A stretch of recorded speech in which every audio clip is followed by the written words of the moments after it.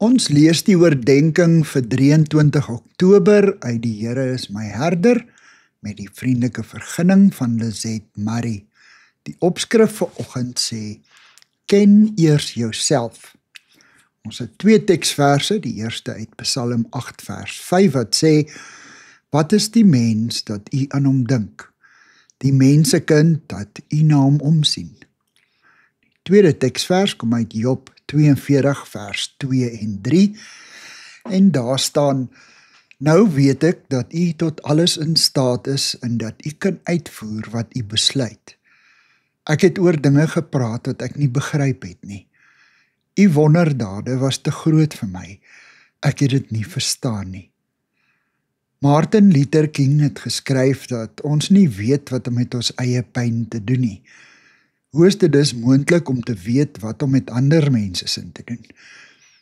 Ons weet nie wat om met ons eie swakhede of kwesbaarhede te doen, behalwe om dit weg te steek of voor te gee dat dit nie bestaan nie. Hoe kan ons enigsins die swakhede in ander mense verwelkom as ons nie eers ons eie swakhede kan verwelkom nie? Vir ons elkeen is dit nodig om onsself op 'n dag met ons eie swakhede en breekbaarheid te konfronteer sonder om onsself daaroor te verag. 'n Mens is nie 'n swakkeling wanneer jy jou eie weerloosheid in die oë kyk en jou swakhede erken nie.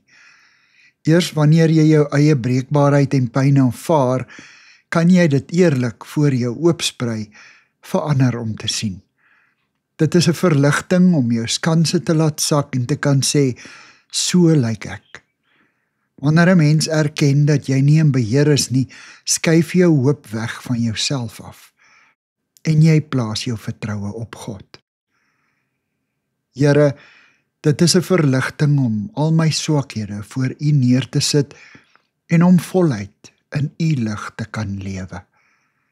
Amen. Dankie vir die saamkuier. Ek deel Lizette se kontak en webblad besonderhede in die inligtingsparagraaf van hierdie voorlesing.